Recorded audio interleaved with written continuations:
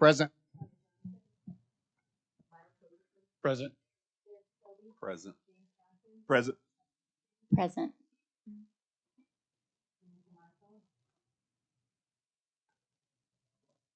Tommy will walk in just a second. But the chair sees 5 attendees, which constitute a quorum, so we will begin the conducting of our business. This meeting was properly posted on December the 6th, 2024.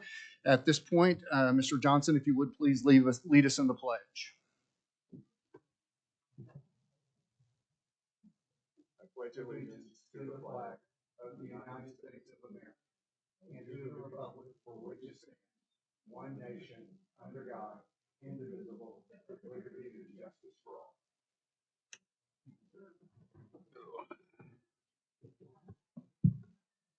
We have 2 members of the general public who have requested an opportunity to make public comment today. As a reminder, public comment is limited to a period of 3 minutes. We will begin with the Reverend Dr. Roy Forsyth. Welcome, Reverend.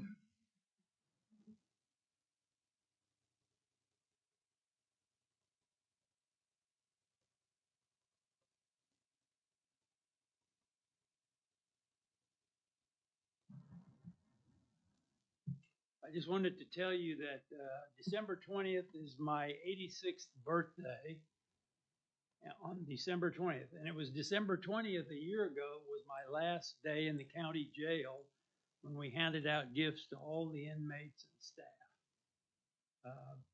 I know you all have a great deal of difficulty in running this jail, but I think that it's still important to remind you that the spiritual needs of all the inmates is still an important consideration.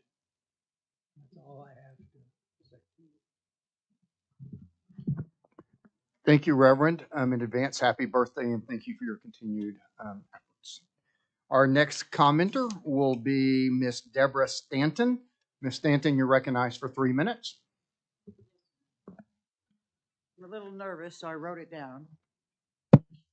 My name is Deborah Stanton. I come before you today to talk to you about your detention center. As you may or may not know, my son Derek Strother died there on February 26th of this year. It was very shocking to receive that phone call. It has taken me these many months to even try and come to terms with it. I still have many questions. I tried calling Ms. Garner many times with no success. I was able to get a hold of Miss Rittler and spoke to her, but she told me very little. All she did was talk about not having enough staff. And when I asked why, when they were short, they didn't bring in extra like possibly the hospitals do, but she said that would cost too much money. So I decided to find out all I could about the detention center, and it wasn't very pretty. My son battled mental health issues his whole life. He's been in several jails due to smoking marijuana, county ones, but never one as bad as this. You claim it's the people that are arrested are bringing in the drugs, but I can tell you it's also the ones that work there. Are you working with the sheriff's department? Are the detainees being searched before going to jail? Are they being searched when they get there? They're supposedly putting the ones that's going to court in the holding cell with the ones that just came in. And then they're passing drugs to the ones going to court. I've heard this has been stopped, but I'm not quite sure. And if you want a decent jail, get a drug dog. I heard tell you do have one that goes through occasionally. Get one for the facility. You're dealing with people with mental problems. Bring back visitation. There's a large. They need their meds. They need their family to visit. It goes a long way to helping them. I had to practically threaten the facility to get my son a visit from the doctor to get him back on his meds. And then when given his meds and my son asked what these are, I don't know. I just hand them out. Son for several days. Then something told me to call that Sunday before he passed. And so I called and they told me he was fine. Then the next morning I got that call. In the field I work in, I have been around people who are known to take drugs. They do not get them, say, on a Wednesday and wait till the morning he was found to take them. So being in lockdown, where did they come from? The only people he saw during that time was the one in charge of the floor and the one passing the meds. How often are they checked? Were they checked that Sunday night? Was my son alive at 4 a.m. when the trays were passed out? What about when the meds were given? These are the questions I wanted to ask Miss Garner. I wanted to know what personal effects of my sons they still had. And I was told I couldn't have them until I talked to her. But how can you when she won't take your call? You're planning on building a new jail? Please prepare to wrap. Okay, so remember this in your decisions. This is my son. He has 4 children, 2 of whom will never know him. Thank you. Thank you for your comments, ma'am. That concludes public comment. Let the record reflect that we've had 2 additional trustees join us. Welcome. We appreciate everybody's attendance today. At this point, we are ready to move into our action items on the agenda. First item will be an approval of minutes from the November 12th meeting. Motion to approve. There's been a motion and a second. Second. There has been moved and seconded for the acceptance of the minute. At this point, we'll ask the clerk to call the roll. Yes. Yes. Yes. Yes. Yes. Yes.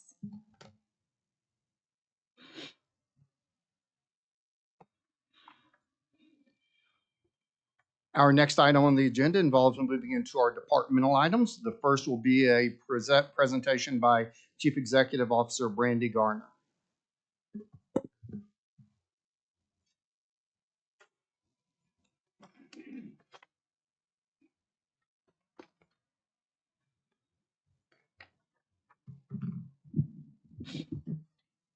Good afternoon, everyone. Hello. I'm just going to jump right into the meat and potatoes of our presentation. Right now, we're standing at 325 current full-time employees. That's 275 full-time detention employees, and of those, 167 are officers.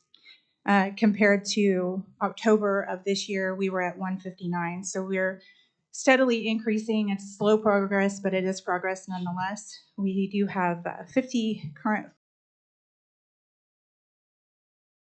that we're looking to fill, and I'll get to that a little bit when we get into the medical portion of my presentation. Training updates, we still have 13 that are in the academy and 4 civilians, and we have 6 contractors that are also going through the academy, and these are the people that go through and do the site checks overnight to assist with making sure that those are done in a timely manner. Their graduation is slated for December 20th, and we are on a bit of a hiring blitz right now, trying to get really full class for the next academy, which would start in February. Our resident welfare programs, they're still ongoing. Matter of fact, the Lynn Institute and the Arts Council is there today, and they have an arts program that's going on right now. But over the weekend, we partnered with TEAM and some of the other community partners, and they gave out gift baskets or gift bags to all of the residents in the facility, just a little something to let them know that they are still being thought of, they're still members of our community, and that there are people that care about what is going on. It's a great event every year. This is the 2nd year that we've done it. Incredibly grateful to Chris Steele and the group of team for organizing it. It also gives our staff an opportunity to have a different type of interaction with the residents, and it goes a long way towards building the productive relationships with our population. Ongoing professional development.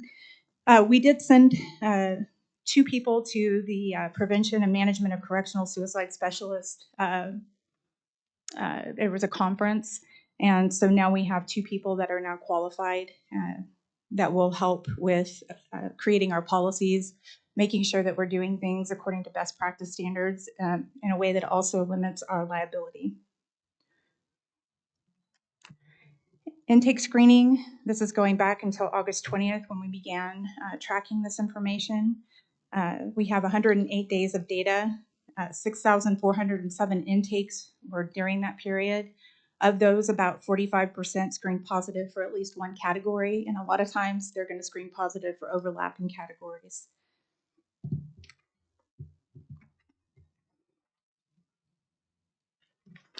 And then you can see that we just kind of broke up some of these categories a little bit so you have a better understanding of what we're looking at We've had 182 veterans that have come through over the last couple of months.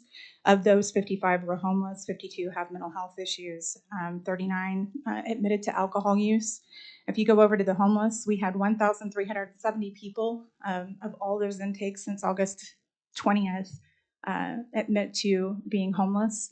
Again, these are all self-reporting numbers. It is on a validated screening tool, but there's always going to be a margin of error. But you can see that almost half of those have 564 reported they screened positive for mental health issues. And then if you look at the mental health, it's 701 people since August 20th have screened positive on that screening tool. And then it just breaks it down further as what we're looking at as far as do they have any other co-occurring disorders or conditions that are contributing to or exacerbated by a mental health condition. Our IT department has been working on continuing the migration of medical onto its own server. They're working on switchport data security, so we can just have another layer of security. And they have also been working with medical to ensure that all of our forms are where they need to be. That will trigger tasks for things that need to happen with a medical. And our security systems officer is working on security awareness training video. It's just something that's required from the Department of Justice. Pest control. A couple of months ago, we implemented a self-reporting system for our residents so they could report problems with pests in the facility. And this is kind of the results of this. These are the number of tickets that they're receiving. All of these have been resolved, but you can see that it's slowly declining, and that's the kind of progress that we would like to see. Medical division. We do have a candidate for OBGYN that has tentatively accepted a position to start after the first of the year. This will replace the current OBGYN that we had. I think that going to a female in this role is going to be more gender responsive to the people that are in our care. Along with this, we've also completely revamped the clinic areas for women's wellness. And we continue to make progress throughout the whole medical division on cleaning up, getting new exam tables, new countertops, and really revamping it so it does look and feel as if it's a proper medical unit. And obviously that speaks to the level of sanitation that we can expect as well.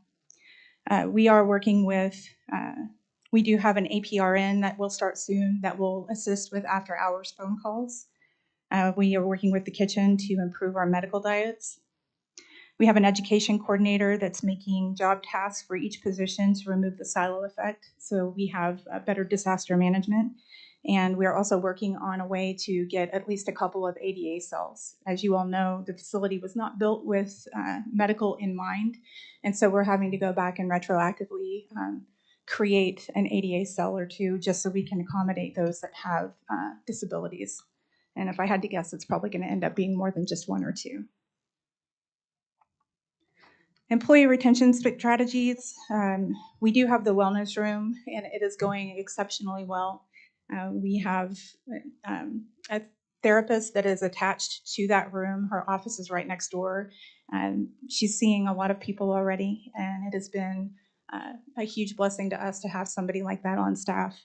We're also still doing our regular retention as far as the paid incentive for retention, T-shirts. We're investing in their training and their professional development, and they still get their paid meals on duty. And most recently, Benchmark installed a salad bar for us that is a huge hit. So they have fresh food options, and they package up meals for us throughout the day. So our night shift also gets to participate. Agency arrests for November. This shows the last 3 years. As you can see, Oklahoma City is still our top customer at 63.27%. And I'd like to point out that their numbers are increasing over the last 2 or 3 years. The only other number that's increasing is OHP. The rest of them are declining. But you can see the total number there. It's 1,631 were booked in November. Of those, 1,233 were male and 398 were female. Top 10 current charges. This also doesn't change much from month to month. Possession of CDS continues to be one of the top charges, as does the firearm by felon. The hold, of course, we know, as I've explained before, it could be another county hold, an out-of-state hold, or it could be an ICE hold. We currently have 127 people that are in the detention center that are being held for murder charges, 17 for manslaughter, and of those 117 are male and 19 females. And then overall, we have 1,385 felonies charged, representing our population, and then 910 misdemeanors in our population. Of course, there's going to be some overlap there. The recidivism, I'm not going to drill down into the details as they're right there on the page, but you can see that 72.16% of the males in our population currently have been booked in at least one time previous, and then 70.69% of our females have.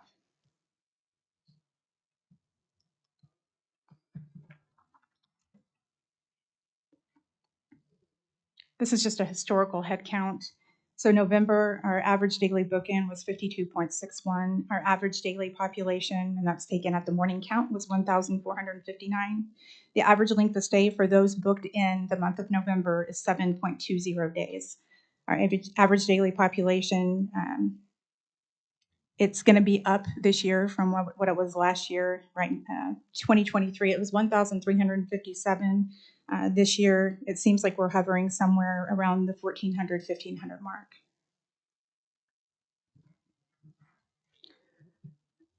We've added some stuff to this just because I feel like it's useful.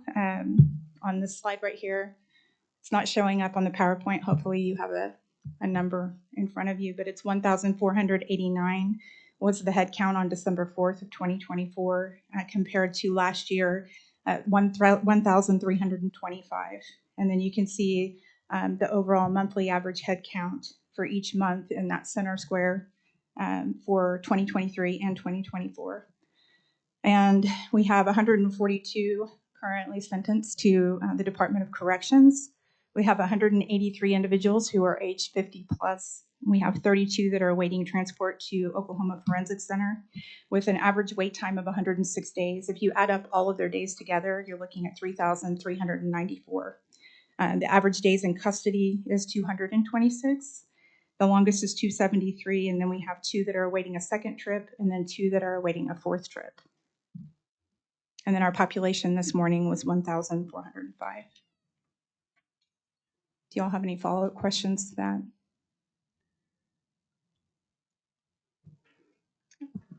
Any questions for the director?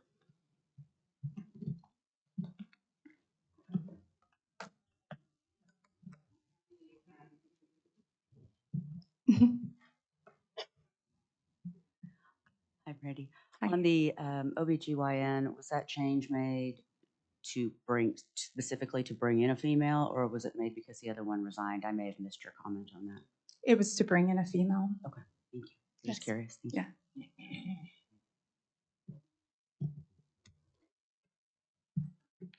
Any other questions? If not, we entertain a couple of questions from the chair, please. Absolutely. Okay, so on this month, we report on those awaiting forensic center 32.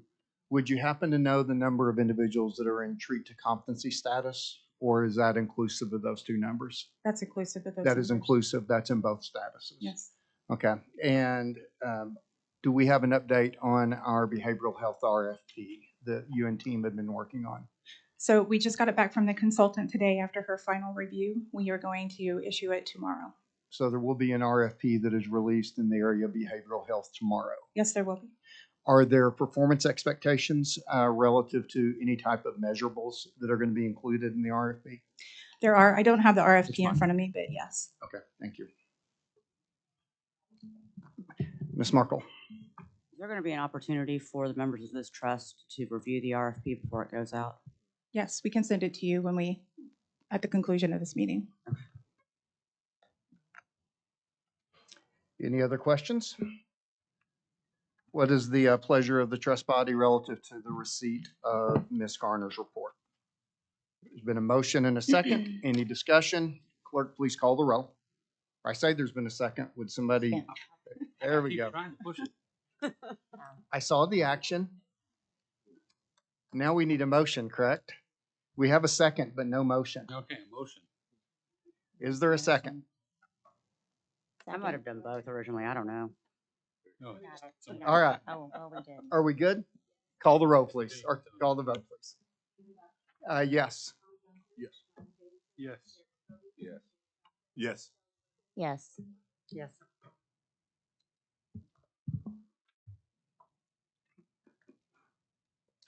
By a vote of 7-0, the motion to accept passes. Next item on the agenda is a review, possible motion to accept and discussion of the CFO's report. Good afternoon. Excuse me. So for revenue for November, total revenue was $2,747,734. That 5 is a typo, with an unfavorable variance of $137,212. Corrections revenue for October boarding was not received until the first of the month, so it was billed last week. So we didn't get it into this statement. Commissary revenue was $74,469, and it's been about that for the last couple of months.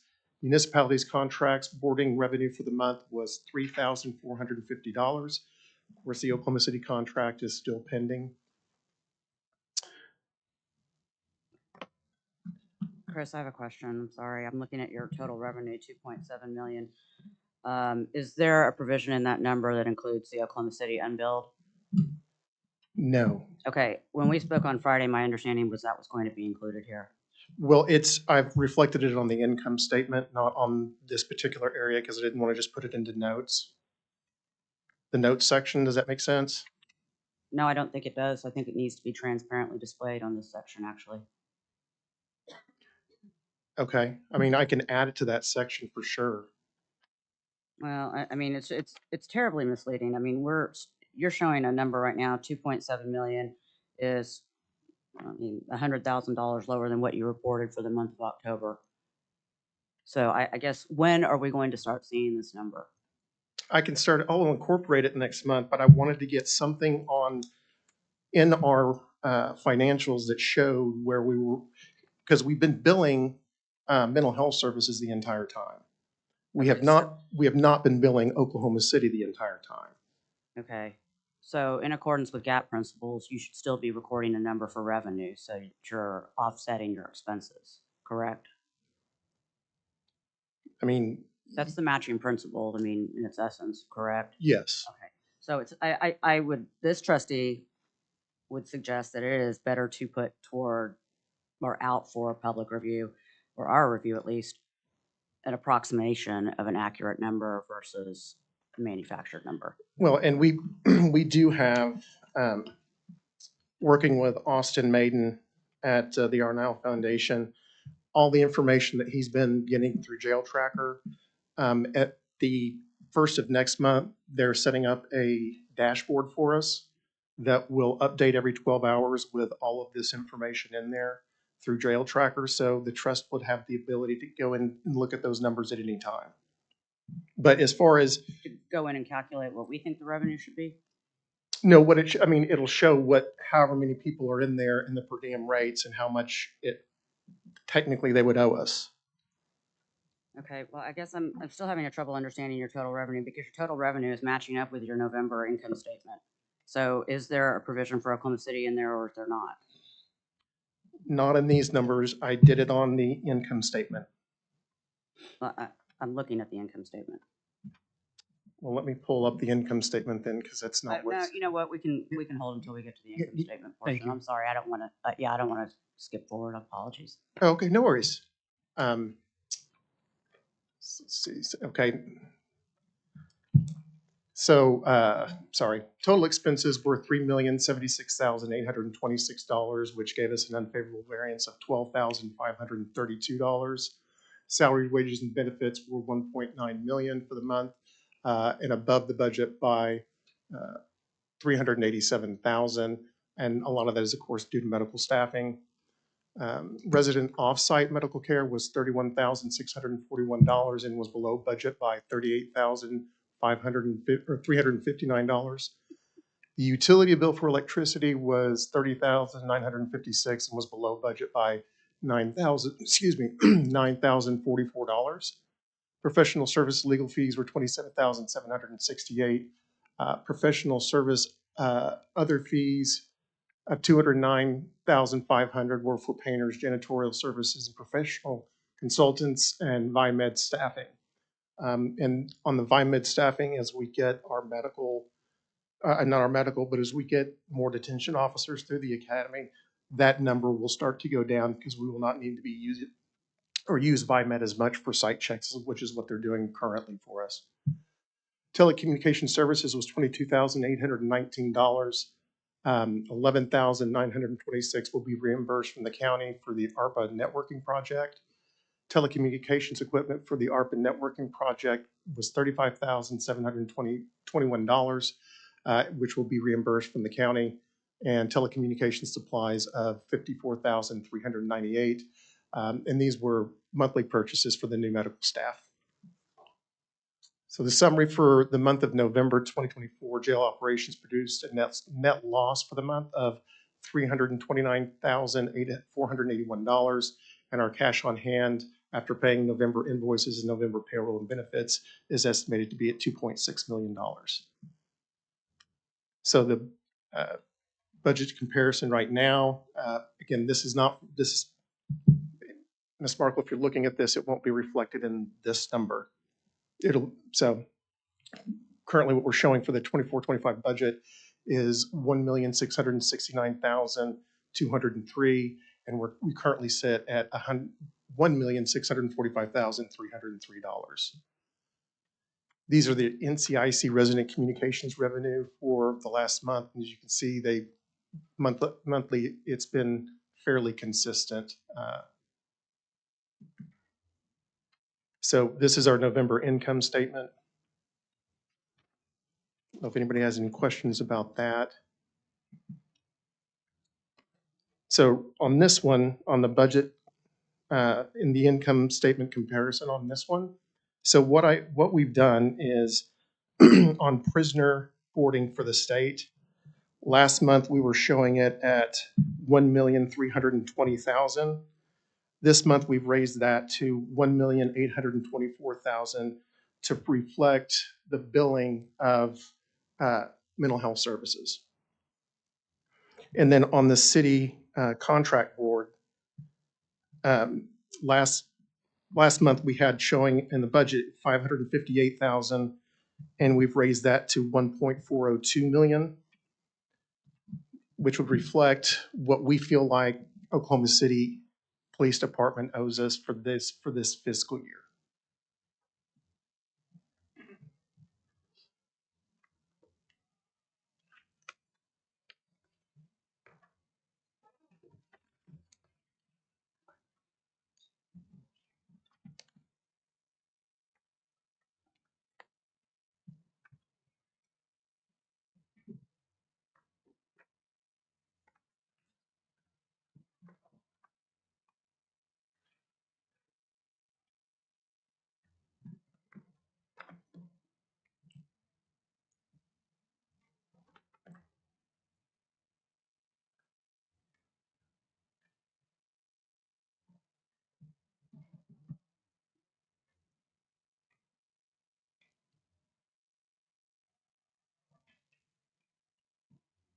Mr. Sherman, does that conclude your prepared report?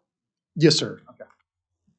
I am happy to entertain any questions. Ms. Markle, did you have follow-up questions? Well, I mean, I think I understand what you're saying. You've adjusted your budget numbers, but we still haven't adjusted the actual general ledger or your AR or your revenues to We- reflect a hedge for what should have been billed and what, and an offset for anticipated uncollectibles. Well, I'm sorry, on that sheet, if you look at the expense at the very bottom, we've added a projected uncollected revenue, and I estimated that at 20% of the entire amount. Okay. Got it. And I remember we discussed that. So if we go back to the page, and I don't know, I don't have numbers on these, oh, slide 4, it says that jail operations produced a net loss for the month of about 329,000. Sorry. I'm getting back to that slide. Okay. Is that the one you were talking No, about? it's your summary slide. So I think Okay, sorry. I don't know. Okay, right there, it says 329,000 approximate net loss. That doesn't include any invoice that should have been sent to Oklahoma City as well, correct? Correct, it does not. Okay. So if for our financial statements to be accurately stated, there should be a number plugged in for anticipated revenue from Oklahoma City, whether you've invoiced it or not. You can make a journal entry to manually account for this.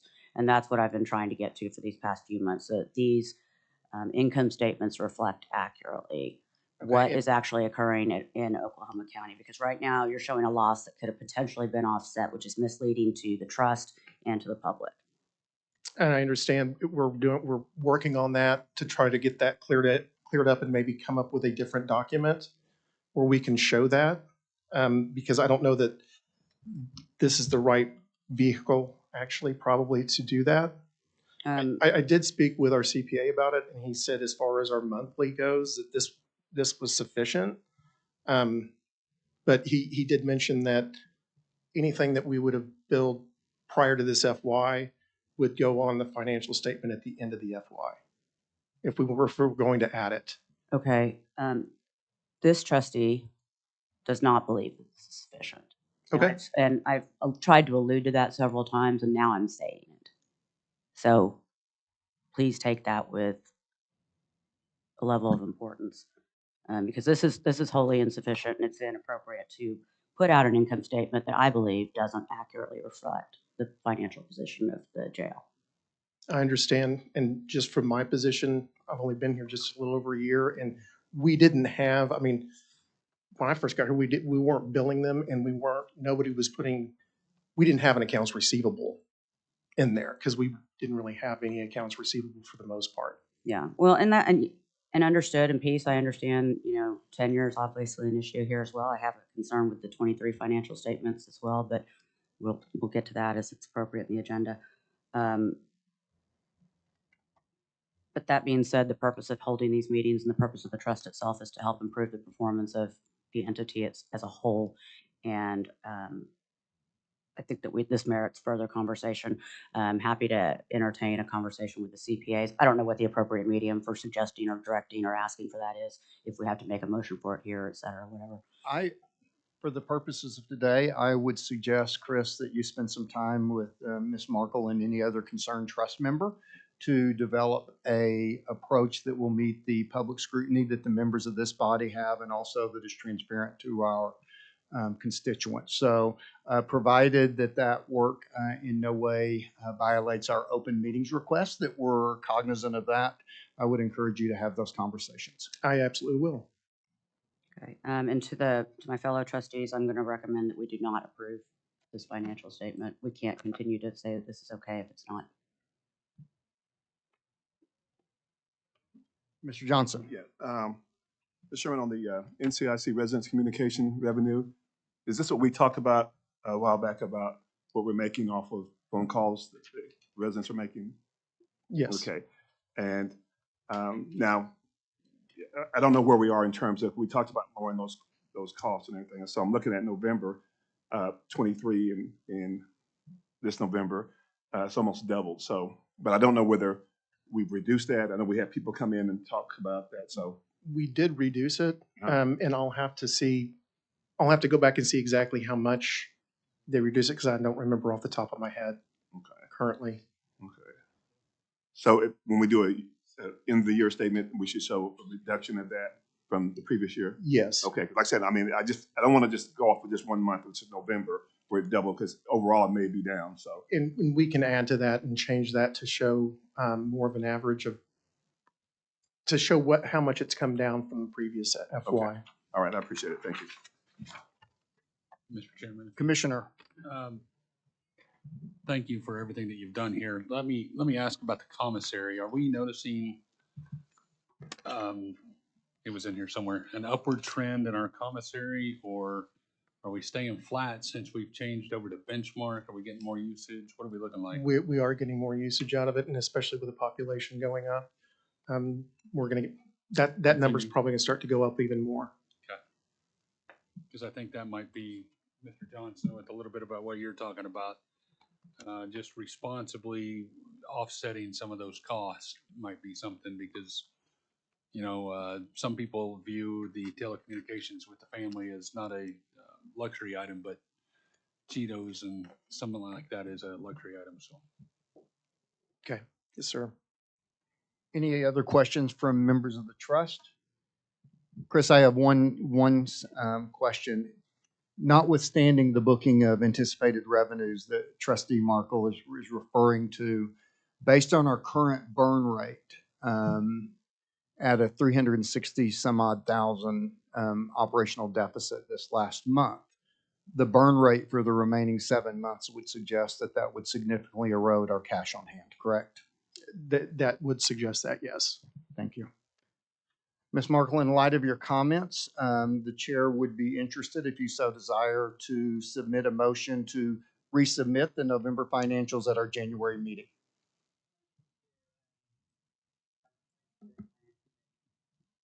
Second. There's been a motion and a second. Any questions, any debate? With that,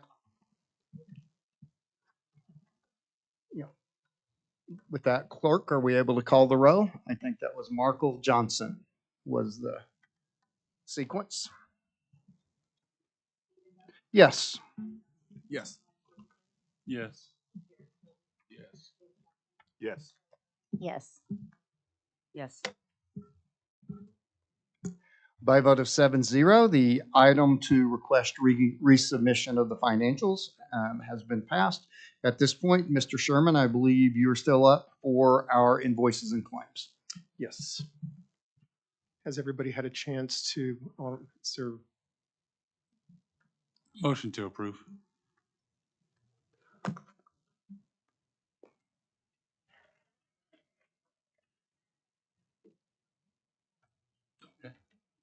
Second. There's a motion and a second for approval of the invoices and claims. Any discussion on the matter? If not, clerk, please call the roll. Yes. Yes. Yes. Yes. Yes. Yes.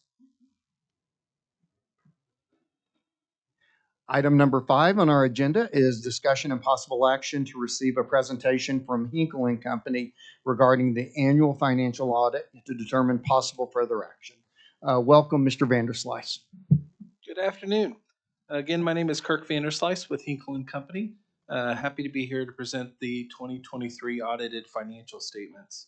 Management's responsible for the financial statements. Our job is to express an opinion on those financial statements.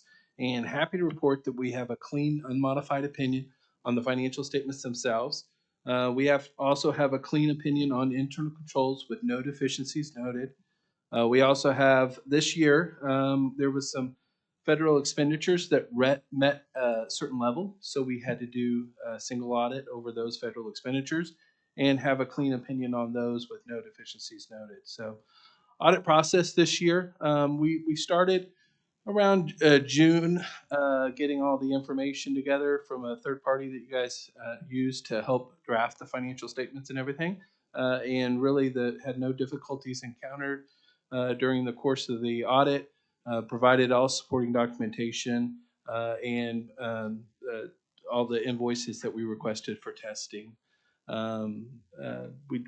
So went well there. So happy to answer any questions regarding the audit process or the financial statements themselves.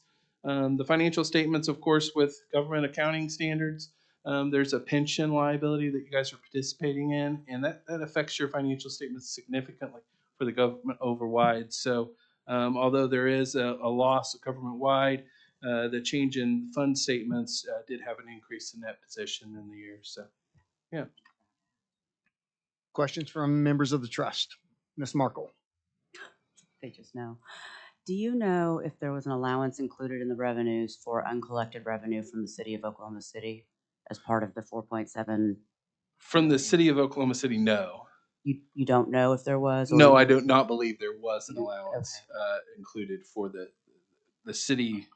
In the, in our analysis, the city is, if it is a valid receivable, which we do testing with them, if it's a valid receivable, we feel that the city is sufficient funds to collect the funds. Right, so what you're Now, saying if right there's a now is that there's not a disagreement high with it- risk that we wouldn't, gotcha. But it should have been billed hypothetically. If we failed to send an invoice to the city, it should still appear as a receivable. Uh, As a plug number once we realize we didn't do it. Well, there would be so that's where your third party comes into account and helps insisting with year-end journal entries, with the accrual of any receivables that would have been owed, not billed at the time of year-end. So Right, but we believe that nothing was accrued. for an allowance, no. Gotcha, okay. Which means that, and please tell me if I'm reading the number correctly, charges for services, when you say you're stating in the thousands, 4717 would be 4.7 million. That would be the management, the MD&A. So accounts receivable net of allowance is 340,000 on the government-wide financial statements on page 14. Outstanding AR is Yes. what you're, okay, so if an additional if a person believed that an additional 375 to 750,000 should have been accrued there, that's a material issue that should go back and be corrected in these financial statements. Yes, it would be a prior period adjustment. If it now, the only thing it would not be if it's considered to be a contingent receivable, meaning you have to, if there's anything that had been done to make it owed, then that would be a contingency. But if the services had been performed or there's an agreement with the city to provide those funds, then yes, it should have been a receivable at year end and could be a prior period adjustment. Okay. So would the best course of action then be to go back and make the accruals and restate the financial statements so that FY23 is correctly reflected in this document? If management and the city both agree that as of June 30th, 2023, that the authority was owed a set amount of money and had earned those funds as of June 30th, 2023, yes, I would agree that we could restate this, or due to timing, we're already past June 30th, 2024. We could push that as a prior period adjustment in 2024's audit as changing your beginning net position and not provide a revised 2023 audit. That'd be at the option of the authority to do that. Okay. Mr. Chairman, I make a motion that we forestall approving this 2023 audit until we've had an opportunity to possibly speak with council and then as well as our internal financial people to determine what course of action is best with regard to outstanding money that we believe is due to the county from Oklahoma City. Sorry for the longest. That was a long ever. motion, trustee. You have to That approve was- it just by virtue of that. So if I might restate, Please. the motion is to withhold acceptance of the audit report pending conversations with council. Certainly. That's an That's- excellent restatement. That is the motion on the floor. Is there a second to the motion? Second. Will there be questions? That motion has been made and seconded. Now open for questions or conversation. So, Mr. Commissioner. Mr. Chairman, correct me if I'm wrong. I think we had an agreement with Oklahoma City in 2023, which was a $500,000 contract. Now, I don't agree with that $500,000 contract, but I do believe that year that FY we had a contract, so we would have had a receivable to that question. You're asking me? I would have No, to no, look no, I'm into it just- a little yeah. bit more as far as the details of the specifics of which piece that you guys are referring to get some more details on that. And happy to do so. I will say, we have issued this, so it would be a reissue. This this was not presented as a draft. I do have a 60-day requirement to file the single audit with the data collection. So from the date of our opinion. So I would just, there's a clock on it as far as if not failure to do so, the authority would be a high-risk auditee the next year, and it could affect your major program determination and have more testing involved in that. It's not the end of the world, but it would change things. Well, it So, drives our costs as well, too. So what you're yes. saying is get on it, I think. At 60 days, I think is to determine whether reissue or accept this audit would be my recommendation. There is a motion and second on the Well, table. Any other question. questions or discussion? Pastor Scobie. Question. Is there any cost involved now if we don't accept this and we push it off? What kind of cost? Or is there any cost?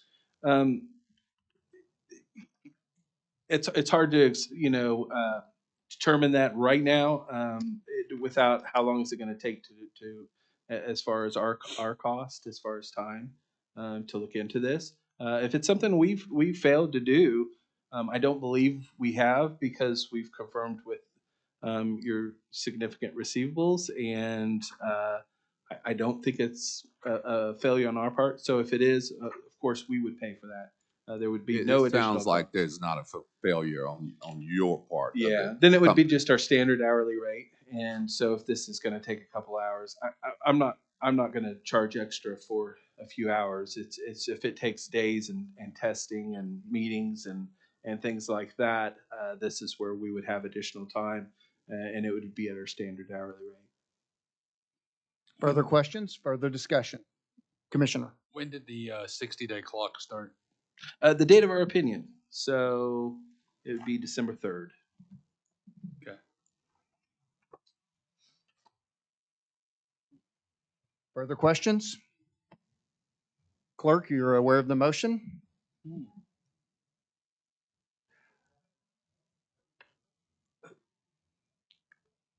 Do we have a second? Now, has now been moved and seconded? Yes. Yes. Abstain. Yes. Yes. Yes. Great. Thank you. And Mr. Sherman, if you'll, and probably work with the clerk to pull that contract that would exist between the jail trust and the city of Oklahoma City for the $500,000, I think that would clear up the confusion that exists in this. Thank you for the discussion. Thank you for joining us today for the presentation. We're ready for agenda item number 6. Agenda item number 6 is discussion of possible action regarding a fingerprint system installation and software and finger reporting.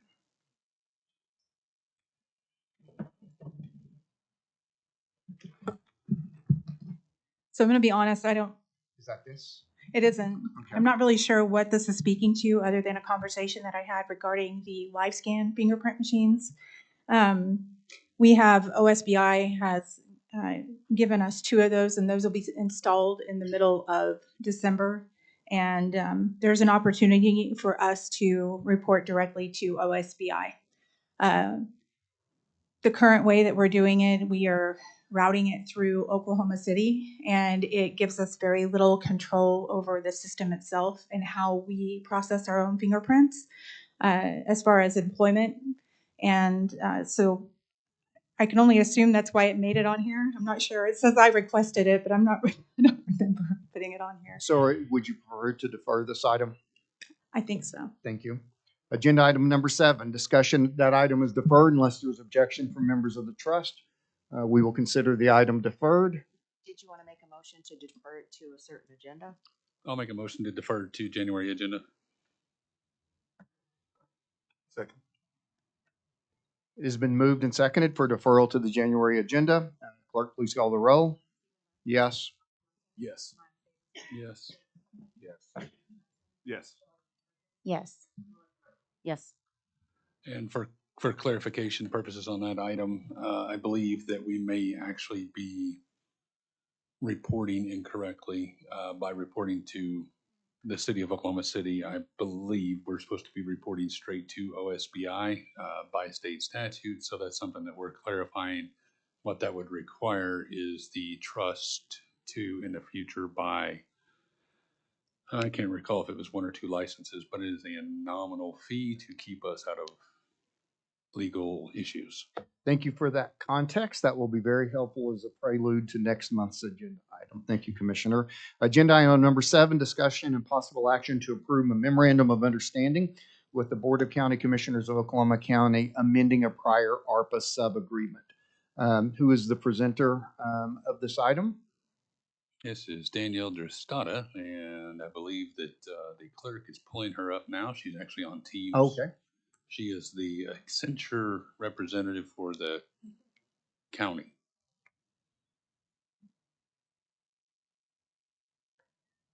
Danielle, can you hear us? Better yet, we can't hear you. How about that?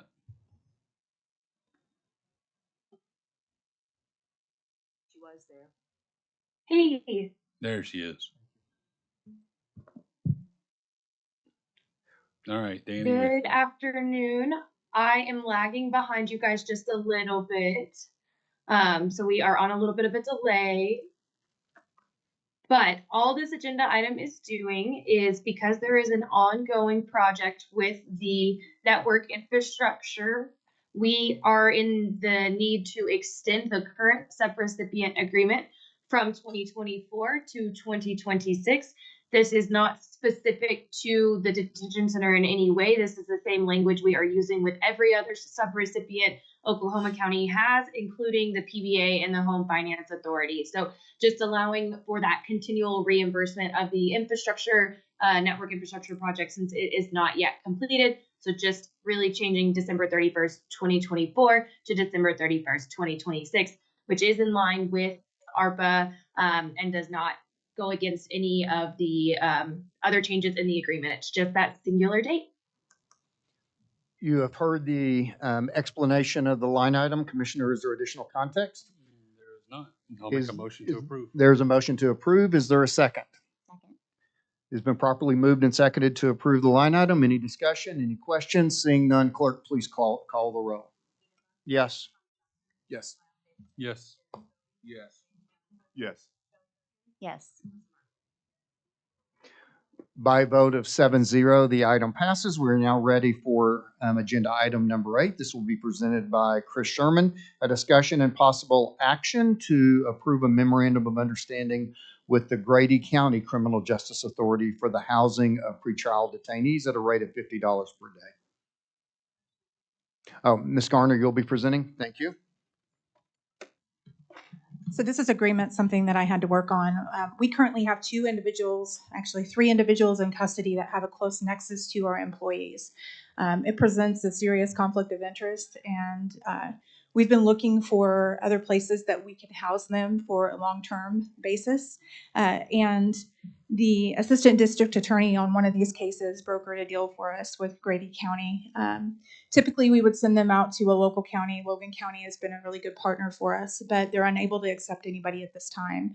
And so this is just for us to be able to get this person on to another location to avoid any kind of conflict, whether that's a personal conflict or a conflict within the court system itself of showing some type of bias. That's pretty much the basis for the MOU. Thank you, Director, for the explanation. Any questions from the trust? The transportation is that going to be handled by Grady County to bring them back?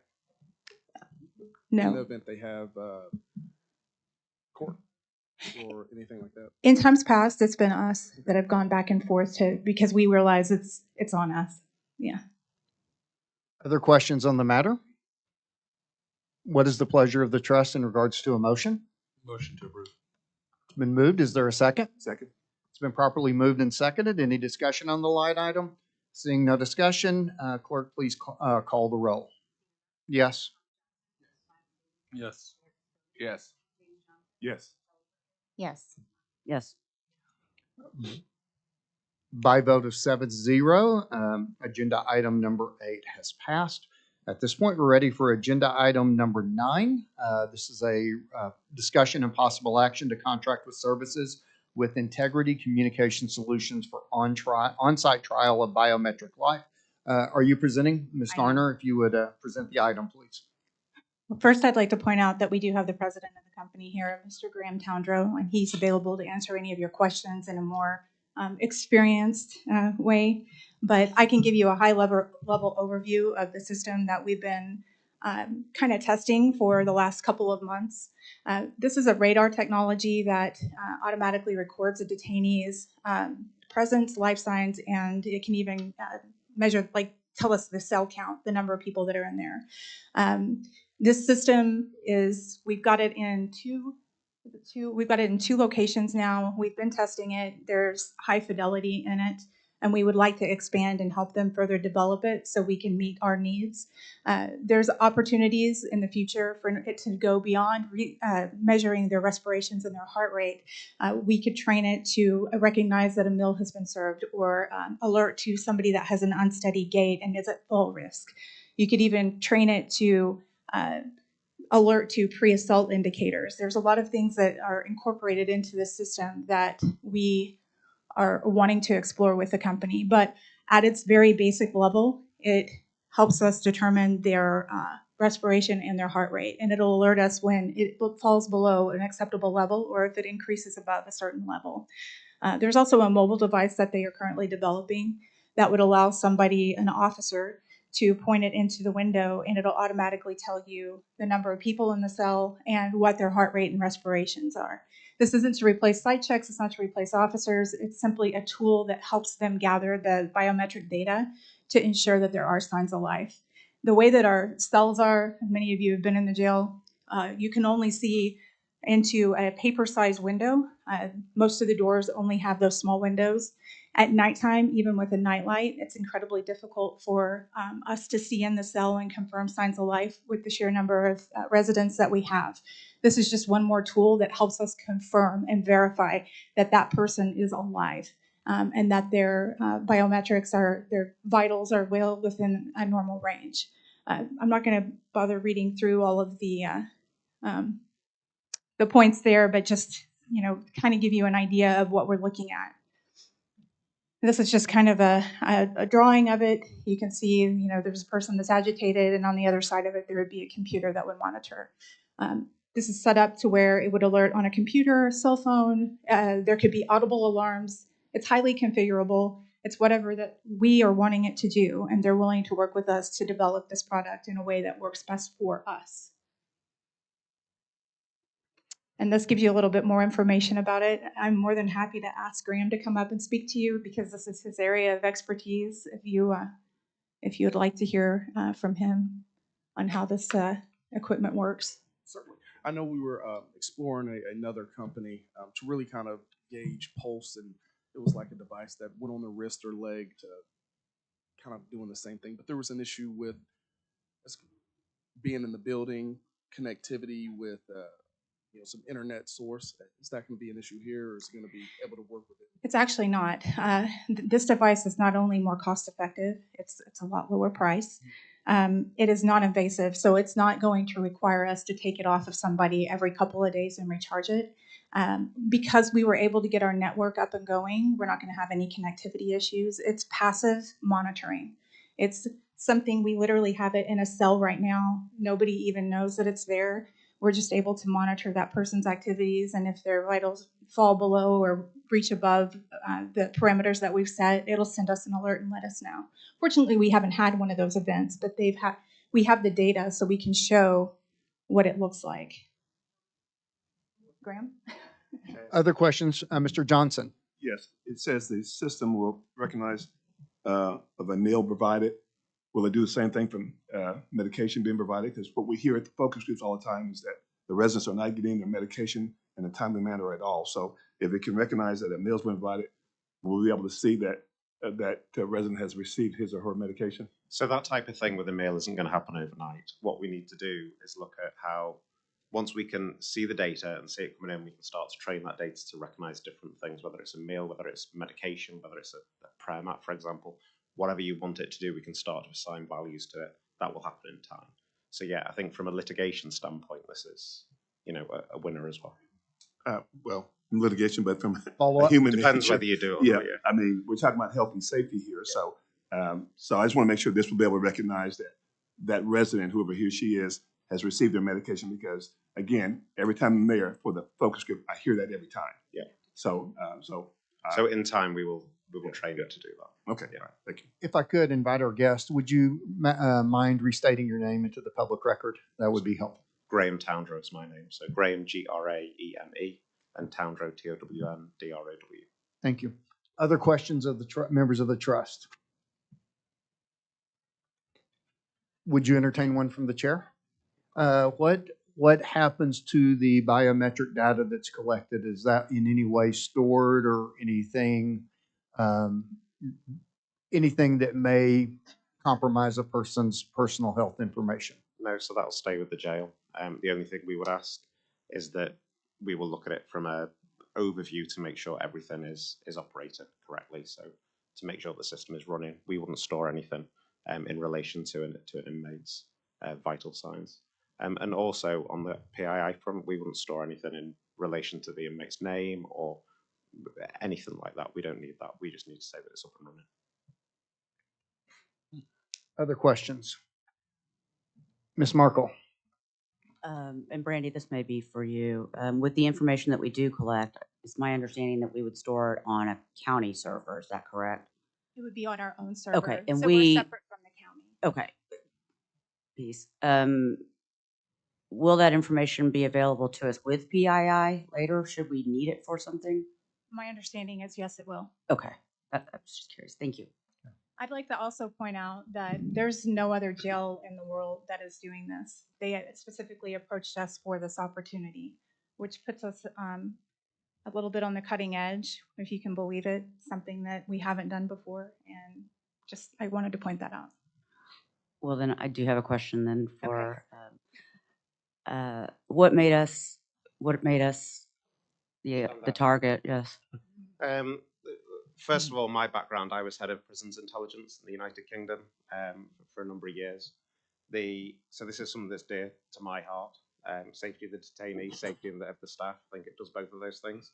In terms of the press, there is negative press around Oklahoma County Jail with the volume of deaths, so I thought it was a prime target for that.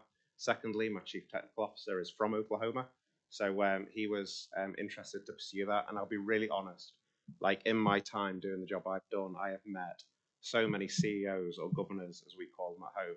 When I met Brandy, she really does care and want to make a difference, and I knew she was going to be a good partner and push this as far as we could with us. So that was my attraction. Gotcha. Thanks. Nice little recognition of Brandy there as well. Pastor, I believe you had a question? Statement, and I'm just trying to formulate it. A couple of things. Detention center, not jail. Detainees, not inmates. And I mean, we all have to be concerned about the legal ramifications of anything as far as lawsuits and things of that nature. But as my colleague alluded to, we're concerned about the health and well-being of the actual detainee. Yeah. I have a little pause because as you're training, whatever this is, it sounds like you're training it more so from the standpoint of just collecting data, quote unquote, protecting the jail. That gives me pause. I don't hear a heart's concern. You said that whatever this is called, you said that it is your heart's passion. Did you say that? How did you say that? I said, safety of the detainee and safety of the staff are things that are important to me. No, about what you have. What did you say? You said your heart's passion. What did he say? That's what I hear is your heart's passion, is this. I believe myself and my colleagues, our heart's passion are the people. And I'm just concerned if this, whatever this thing is, if it's going to continue to be trained just from a very objective standpoint, but not really centrally focused on human lives. Well, And sorry. And then as my colleague, Mrs. Markle, she made a statement. It may have been a Freudian slip, but she said that I asked, why were we targeted? And I don't know. That's what I feel right now. My colleagues, they've kind of gotten to know me. So when I feel what I feel, I'm not saying what I feel is always right. It's wrong a lot. Ask my wife. But something, whatever this is, it would be this trust member. I would ask that it be paused. I would just like a lot more information. If I could just say one happen in this meeting. Could I just say one thing there? Yeah. So in terms of what you're saying, if I'm sensing that correctly, Mrs. Stanton stood up at the beginning and she talked about her son dying from fentanyl overdose in this jail. She said that the prison was on lockdown Friday to Monday. She didn't know when her son received medication. She didn't know when her son died. She didn't know what had happened. This technology would give you that, might have even prevented that. So this is absolutely about the humans that are in the detention center. That's what this is about. It's a 60 gigahertz radar. It works off water molecules in the skin. It infers life. It explains what that person is doing and how they are presenting. Creates a warning if they fall outside of the acceptable levels. It penetrates blankets. It penetrates suicide blankets. It does not penetrate the skin. And it will tell you what is going on with that person and give you an opportunity to intervene and give you an opportunity to help them. In terms of staff, it gives them that extra lift and the confidence to do their job, to see detainees and to check on their safety and to check that they are safe and well. So I hear everything that you're saying, but this does all those things, tick, tick, tick. It helps people that are in custody. Commissioner Davidson has a question. I'm sorry, Pastor, did you have a follow-up? If my wife was here, she would understand everything you just said. I don't. Our chair today, he would understand as well because he was the valedictorian of his class.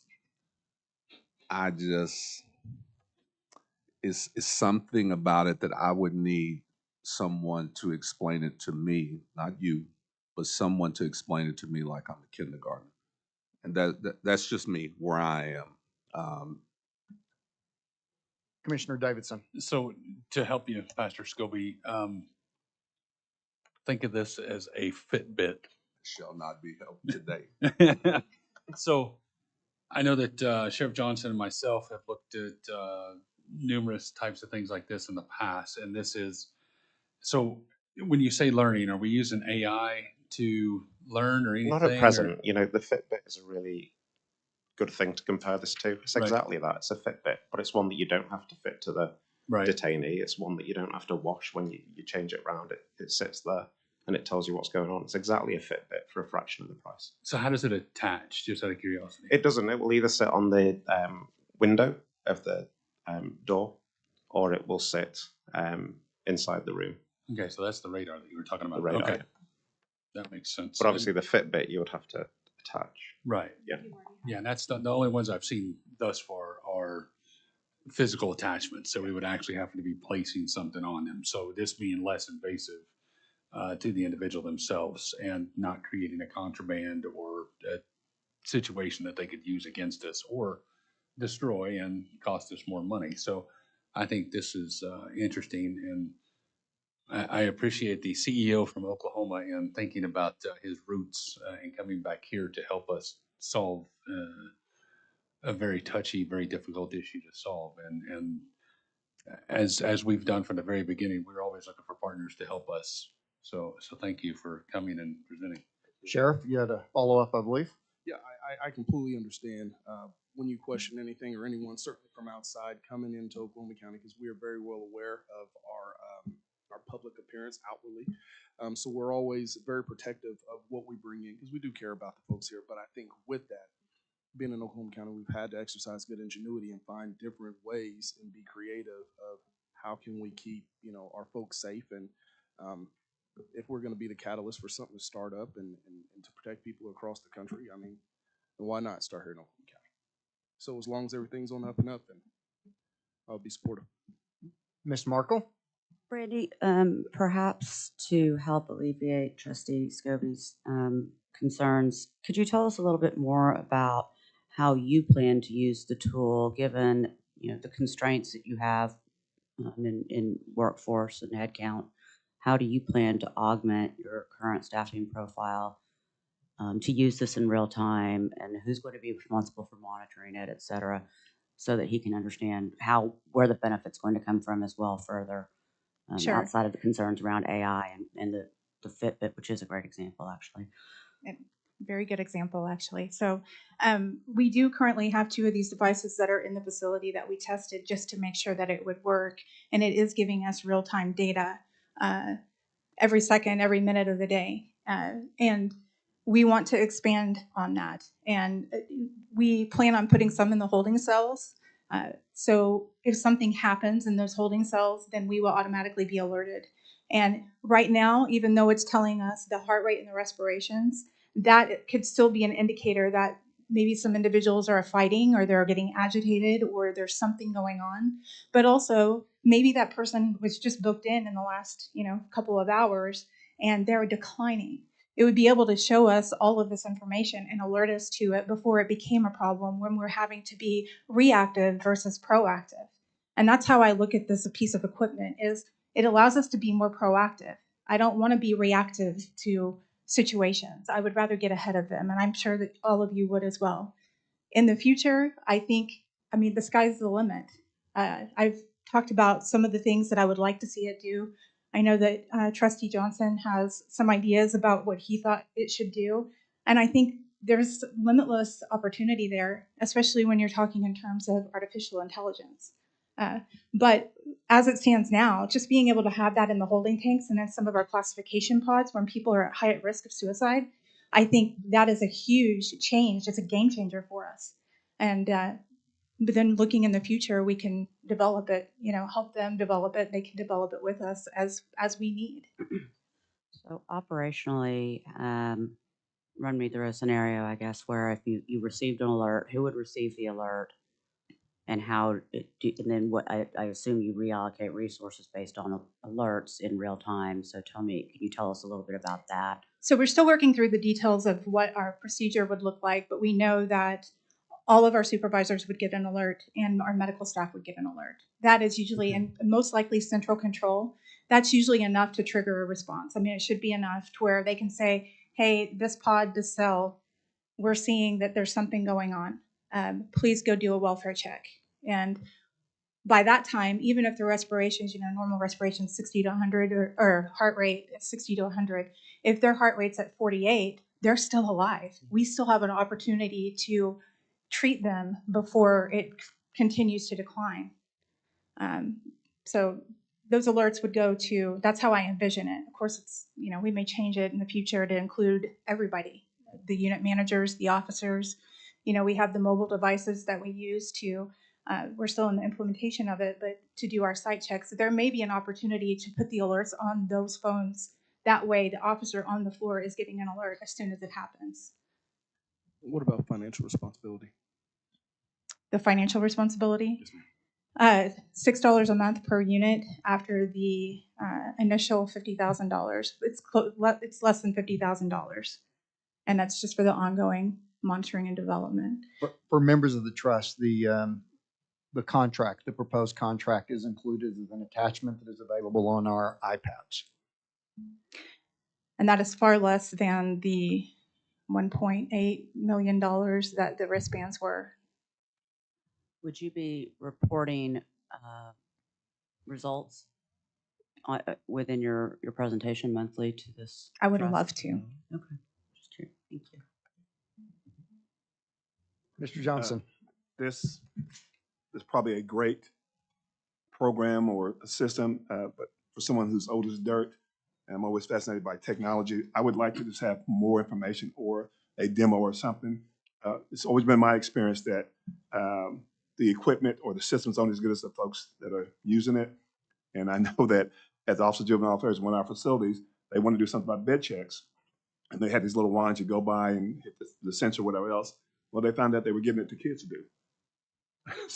So, you know, and that's one of the things that I told them no. I said, I want my staff on the units, visually checking those things. So this may be great, but that's just an example about technology that was all for naught because it wasn't being used properly. So not knowing just, you know, some handouts is just not enough for me to say, yeah, this is a great program. It may be, but I sure would like either a work meeting or whatever, just get a demo or something so we can see, because I've just seen this too many times where it's a great system, but again, it's only as good as the people that use it. So, but anyways, that's what I would like. If I may. Yes. So 2 things. There's no way that they can use these to replace site checks when we have a mobile system that tracks and they have to physically scan a QR code. And the other thing is I've set up 2 demonstrations with these companies and invited the trustees, and I don't know that anyone showed up. We've been sitting on this project for quite some time. I would really like to get it off the ground. This was the setup demo was aside from the regular work meetings, right? It happened right after a work meeting. Okay. But I'd sent out an email asking who would like to come. Are there any other questions or discussions? Pastor? It's too important to even talk about it for 10 minutes. Yeah. All right. Has this been rolled out in Illinois? Where is he at? Has this been rolled out in Illinois? No, this will be the first of the world. Okay. Yeah. Well, yeah. Okay. Would you attempt to roll it out in Illinois? Yeah, I'd happily roll it out anyway. Do you know anything about Illinois and their pushback on this?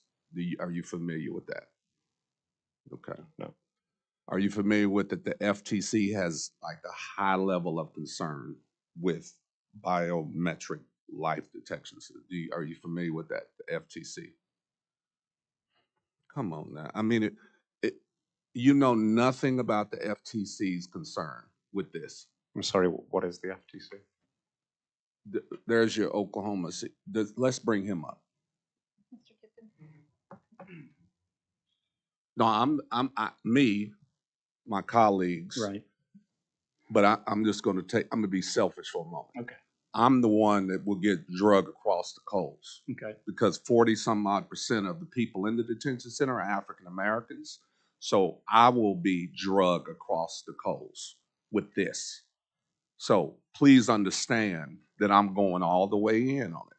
So would you explain to your CEO, your colleague, explain to them who the FTC is? And then my question to you, do you know anything about the FTC's concern about this? For what you just described as biometric life detection, just because the system is a biometric life detection name, it is very different than the biometrics that you are considering.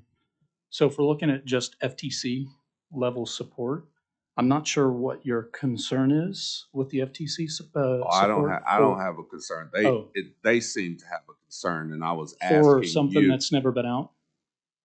This is brand new. No. Well, it is actually because I developed it. Okay, you developed it, so it has nothing to do with biometric. It has nothing to do with biometric. That's correct. That's the name of it.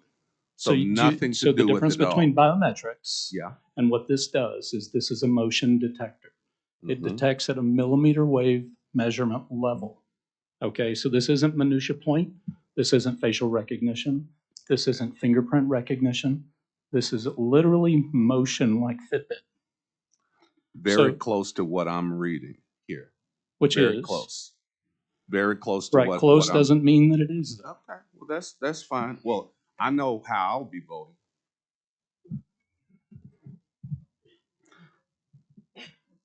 I can answer anything technically. And you don't care, right? Well, no, I care fully. Okay. But I would really like to curtail whatever the concern Well, I is. mean, I don't think it could be done. Not for me. around this group of my colleagues and the people out here. I don't think it could happen with me, but you seem like you didn't care. Well, I apologize if I seem that way. What I do care about is that this is a system that can save lives, that is not in any institution other than what we've trialed it here, and we picked this because I grew up here. And that was the start. We could have went to California. We chose here. And we chose here based on the technical capabilities. Why? Because we believed in this. You say you could have gone to California. We could have. There were 2 other prisons when we did our assessments. And I'm not talking about, we like this institution because it wasn't a prison. It was where you have your detainees. And so we're like, okay, let's come here. Let's use the system. Let's start with my home state. So that's why we came here. I didn't come here to irritate you by any means. We came here to help. But you said you could have gone to California. We could have. We could have gone to California. I mean, there's a lot of places we could have gone, but there were 3 main areas when we did the research, as Mr. Towndrow stated, where there were high levels of negative press. When we saw Oklahoma, that was my choice, period. And that's why we came here. It was to hopefully help. Additional questions or comments from members of the trust? I have one more question. Ms. Markle? I was doing some little research over here just to try and understand my colleague's concern. And it seems that one of the FTC concerns is related to identifying people based on certain criteria, eye color, skin color, melanin content, et cetera. Is this system designed to look at or in any way signal off of personal attributes, or is it simply measuring breath regardless of the person it comes from? The reason that I developed the system is because it specifically does not regard PII in any way, shape, or form. So this is an electromagnetic signature. There are no databases that contain your electromagnetic signature, and it's not correlatable to anybody. Think about it like this camera that's above you. If this camera above you was taking all of your measurements, which is exactly the same thing that we'll be doing in the prison set, it could in no way, shape, or form differentiate eye color, hair color, anything like that. It literally is an electromagnetic form, electromagnetic signature at a photon level, period. Yeah. Could it be trained to do that? What my colleague is asking. No. You would have to have another sensor input, such as a camera. So I can't come in and take an electromagnetic signature and associate it with you, per se, or you. I can't come in and say electromagnetically, this is Mr. Scobie, if I pronounced your name right. Hopefully I didn't get that wrong. If I wanted to do that, I can take the camera and the electromagnetic signature, train artificial intelligence to associate the electromagnetic signature, and say, based on this image, this electromagnetic signature is this person. If I did that through a very rigorous training process, I can then associate PII, but I can't do it with this sensor alone. The sensor alone is strictly electromagnetics. So we all have a level of electromagnetic signature responses, and in particular, think about it like sound. If I were to bounce sound off of you, we're all going to absorb a little bit of that, and some of it's going to reverberate. We're going to take that picture and we're going to create it and say, I've now measured your heart rate, I've measured your respiratory rate. And that I've done that, I can tell you we're in an okay range based on your definition and criteria. But I couldn't associate that directly with detainee 1, 2, 3, or 4. Mr. Chair, thank you. I would like to make a motion, given the importance of this matter at hand and the fact that we have never had it up until this point. We're not looking at this like a medical provider. We've never had it. So I would like to make a motion that we postpone this vote, and that we have meetings, at least 2 groups, if not 3 groups of trustees between now and whenever this comes back on the agenda. And then we have some type, I know it's long, like my colleague, and then we have someone there that speaks a little of this language in order for us to really understand what's before us. I think anything less than that, we're not being good stewards. So Pastor, may I attempt to consolidate your motion? So if I am understanding, there has been a motion made to postpone action on this item so that the trust may do diligence to determine whether or not this is the path forward. That's the motion I would like to make, that I am making. So there has been a motion on the floor. Is there a second to that motion? Second. That motion has been moved and seconded. At this point, we have had very robust discussion, but in parliamentary procedure, I owe the opportunity for additional comment. Is there any additional comment? I just Mr. have one Johnson. and I apologize, Director Randy, that didn't attend, but we have our work meeting early in the morning. We leave there, and some of us have a place to go. So have it during that meeting. There's a lot of things I can't make after that meeting we have, and then the other times I'm at the jail for different activities. So if we can put it in that work meeting, which is what it is, a work meeting, I promise you I'll be there. So that's it. What I will say is, I will support y'all's motion because I believe that you are trying to do what you're saying trying to do, and your product is bona fide. And I understood what you said, and because of that, I think regardless of how rigorous the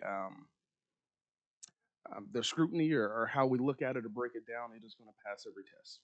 And my job as the sheriff is to make sure that everyone is safe in this county, including when they go to this jail.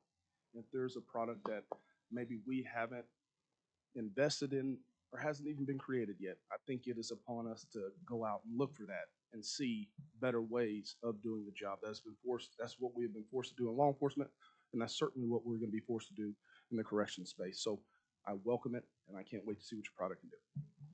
So before I call a vote, I am going to actually, in a rarity for the chair, I'm going to make my comments, which is I want to applaud you, Brandy, for bringing this item forward. These are the types of things that we need to be thinking about to provide the absolute best care for those whom we're charged to care with. So I want to say that. To our friends, I am going to be very interested in a conversation should this move forward at some point in the future about a revision in the contract. I just saw it for the first time today that might specifically articulate some of the concerns that my other colleagues on the trust have presented relative to the capabilities now or the future capabilities of the tool. Having that laid out, I think, is important. But I do want to clearly say we need to be in the business of being innovative. And I appreciate the fact that this item was brought forward. And Brandy, depending upon the result of this motion, I would encourage you to adhere to Mr. Johnson's recommendation to make these widely accessible so that people can have peace of mind on this particular agenda item. So there's Commissioner Davidson. Just real quick, Mr. Chairman, thank you. I agree with the sheriff. I do think that this thing will vet its way out 6 ways from Sunday. I'm ready to move forward now. I think this system is great.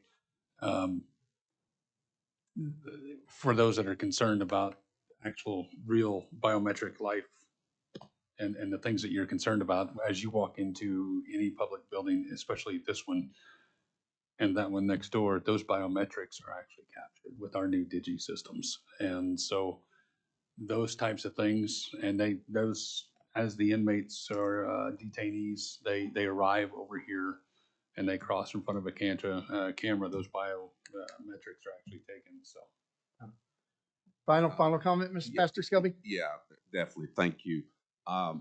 My colleague, Commissioner Davidson, and please hear me all the way out. He has a tendency to be very sarcastic, but he never is really with me. You were right then. So because of that, then I must come back and say with the sarcasm that I am not ready to move forward.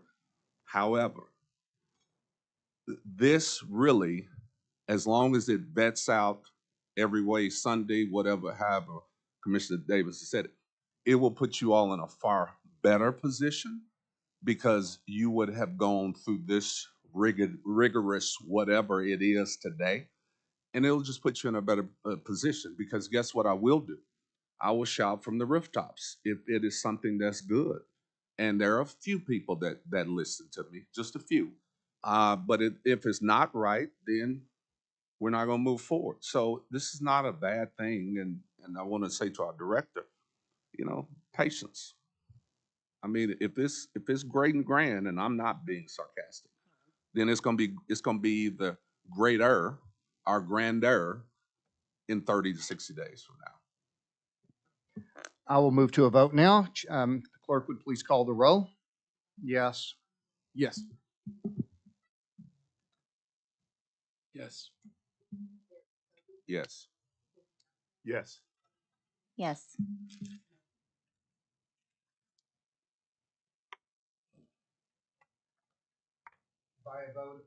By a vote of 6-1, the motion as presented passes.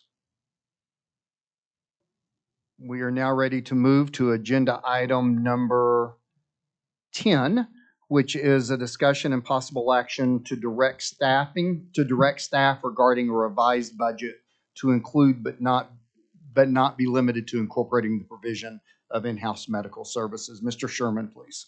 Yes, we are, we are in the process right now revising our budget. We have all the medical staff put in into the budget. And the only thing we don't know is, of course, until we get a little more information, a few more months, what those numbers are going to look like as we forecast out. Right now, bringing medical personnel on after our turnkey that we had budgeted, we should save right now around $800,000. Is that including the, excuse me, I'm sorry, you didn't ask for comment. Sure. Okay, sorry. The malpractice insurance, No, so we still don't have that on board yet? no, we do not. I really find it extremely dangerous, and uneasy engaging in a healthcare system and you don't have the insurance to support it. Things happen. So Sheriff, I appreciate the comment, but in staying consistent with our agenda item, this is about the revision of a budget. Well, But I will welcome those comments and return to you and other comments if I could, sir. Okay, thank you. Any other questions or comments? I'm not sure I understand what we're trying to achieve on So, this item. Apologies. This is a requested item that I put forward. If you look at our budget prior to this, our publicly reported budget, it was contingent based upon a contractor for medical services. As we made the move that was made, we had to hire FTE, so our employee count went up. So when you look at our budget, you're seeing a misrepresentation of where resources are allocated because we no longer had a vendor. Gotcha. Okay. And so thank you, Chairman, for that explanation and clarification. I think that to the sheriff's point, however, the insurance is something that should be considered here as part of the budget. Okay. Because in reconsideration, I will accept that. And Sheriff, I apologize. I don't think I put the pieces together in my mind the way I needed to. So my apologies, Sheriff Johnson. I wasn't asking for an apology because No, I was wrong. Only because the contractor should have been providing I was erroneous in my initial read, and I need to own that. And so, Sheriff, I'd like to return to you then, since I wasn't interpreting things as quickly as my brain should have.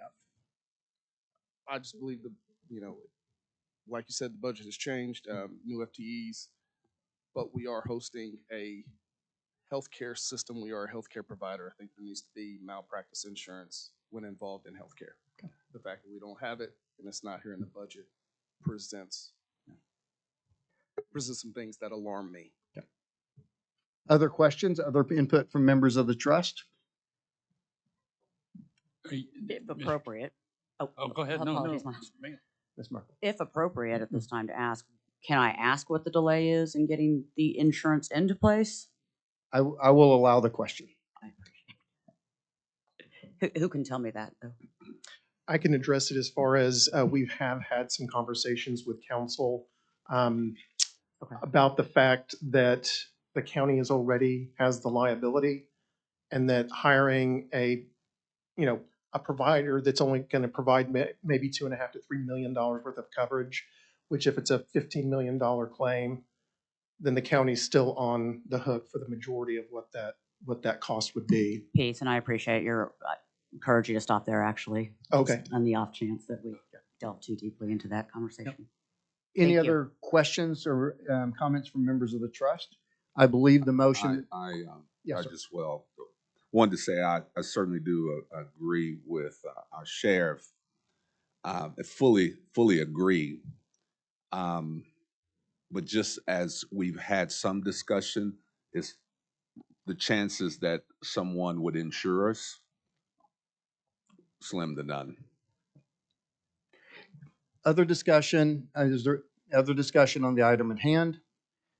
I believe the appropriate, whatever you would like to make is the appropriate motion, but the chair would be interested in entertaining a motion to direct staff to reconfigure the budget and present in such a way that reflects recent staffing changes. That motion has been made. Is there a second? Second. There's been a motion and a second. Is there any further discussion on the item? Seeing no further discussion, please call the roll. Yes. Yeah. Yes. Yes. Yes. Yes. Thank you. Agenda item number 10 passes by a vote 7-0. At this point, we will recognize Speaker Chris Steele. Welcome back, Mr. Speaker. This will be the report from the Criminal Justice Citizens Advisory Board. Mr. Chair, with your permission, I would love to approach the dais to pass out a handout, if I may. Mr. Speaker, if there was a way I could do it, you know how much I'd love to deny you, right? Yeah, I do, yes. Okay, I just want you to know, but yes, you are welcome to approach and share.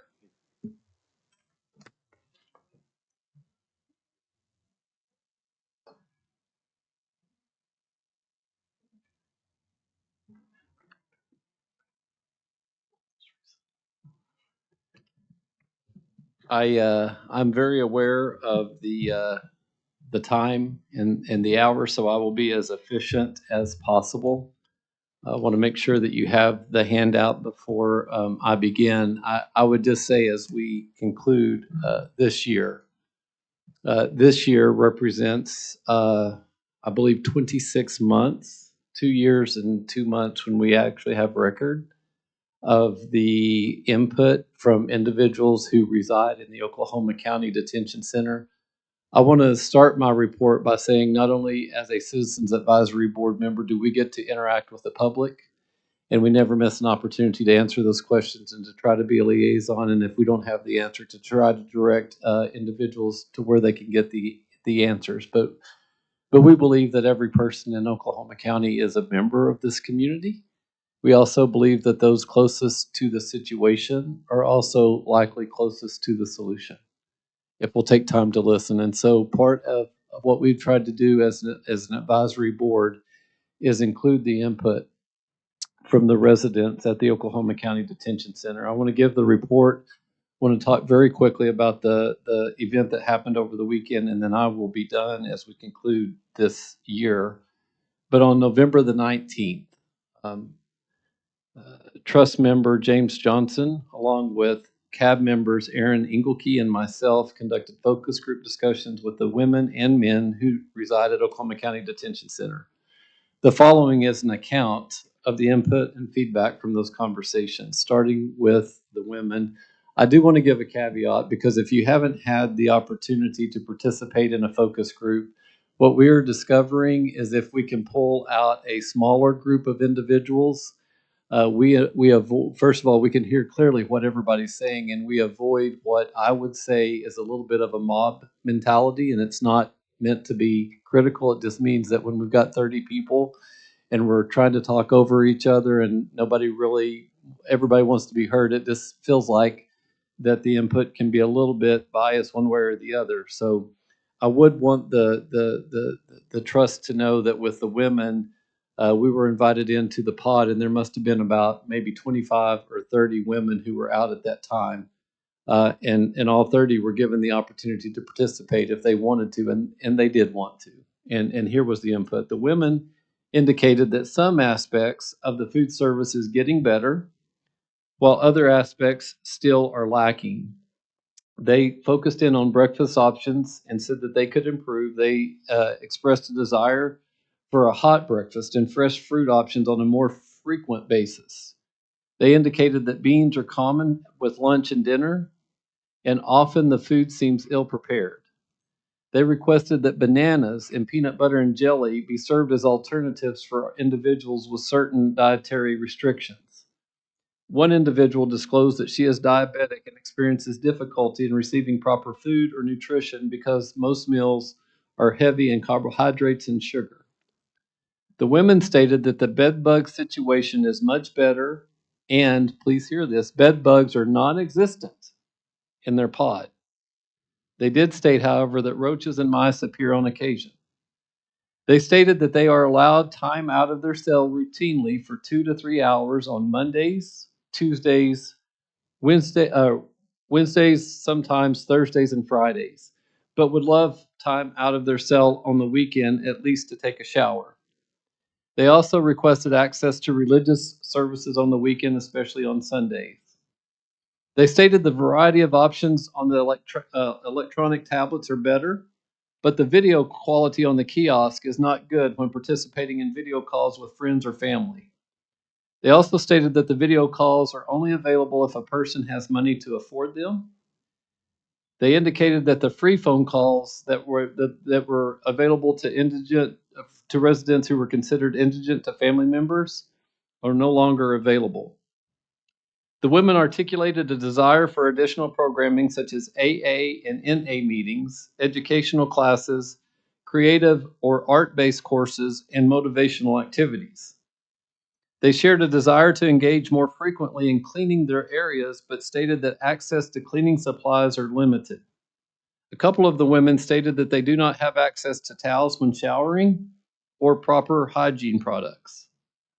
The women stated overall, access to health care can be limited and lacking, and provided an example of a person who did not receive proper wound care for a dog bite.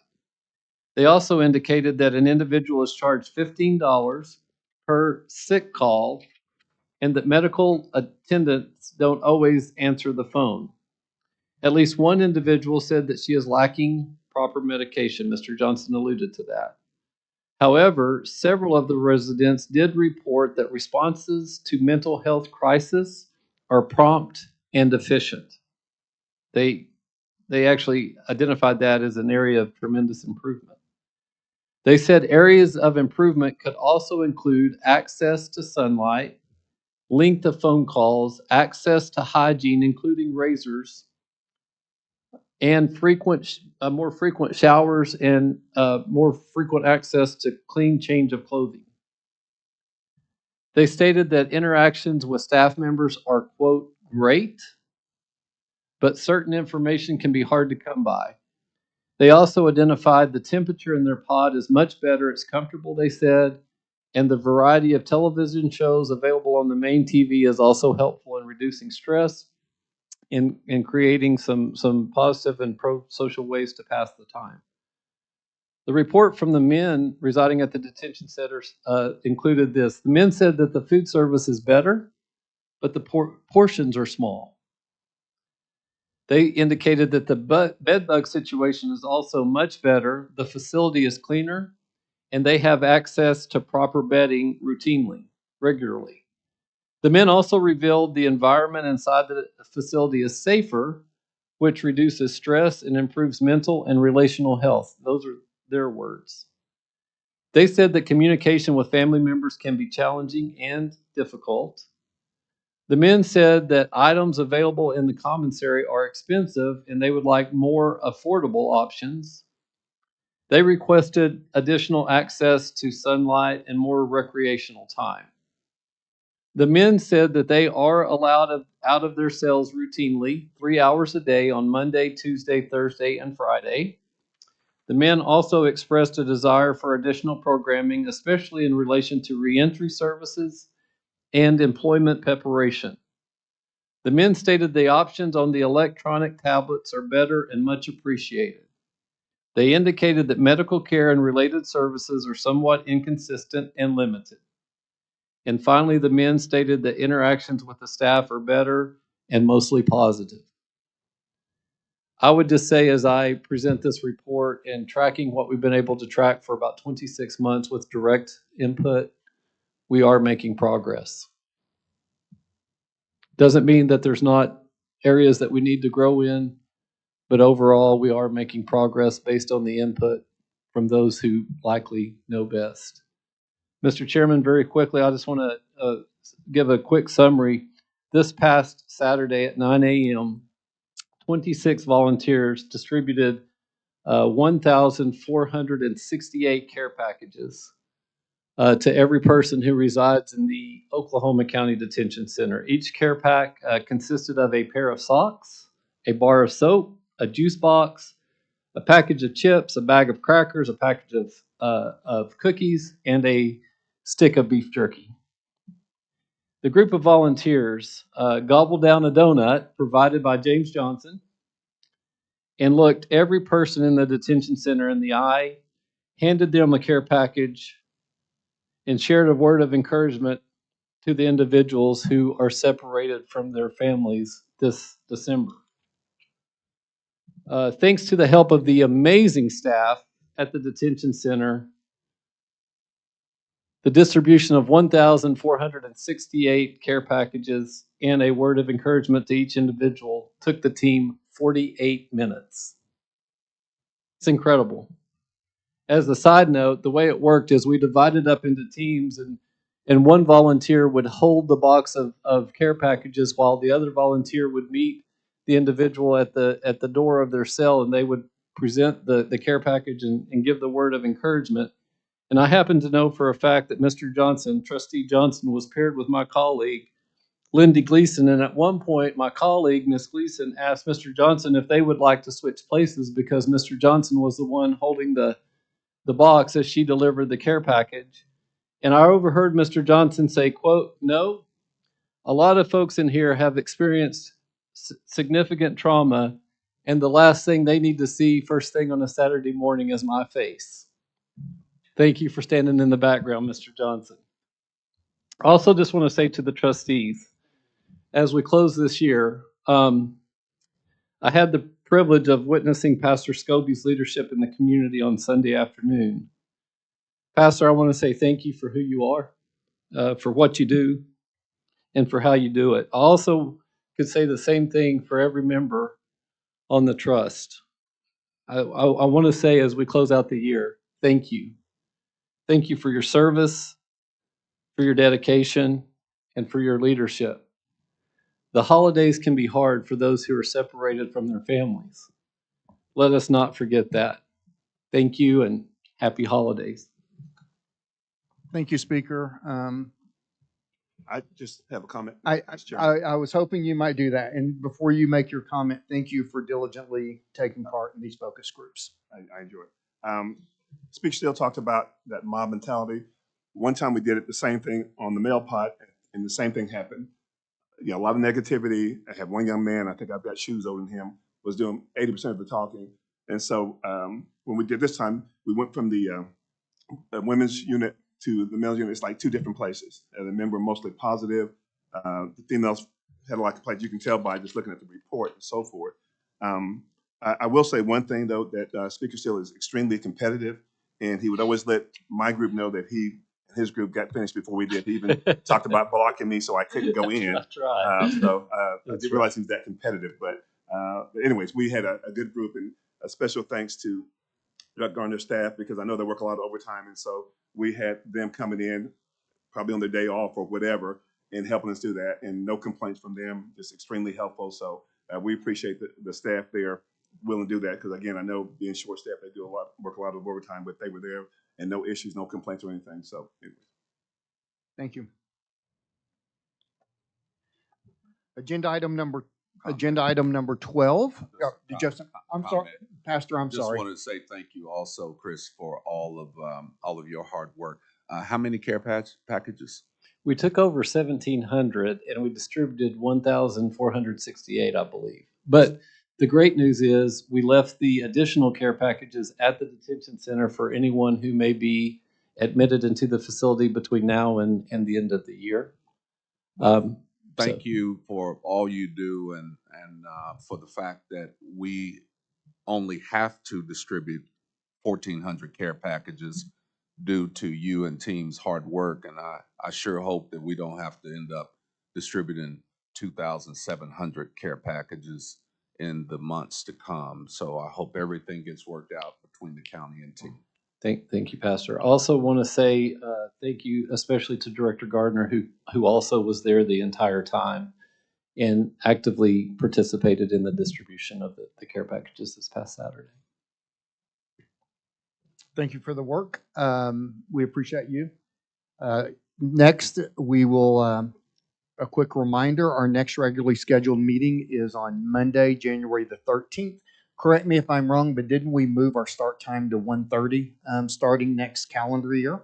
So please take note, January 13th, 1:30. At this point, we do have a couple of matters to address very quickly in executive session.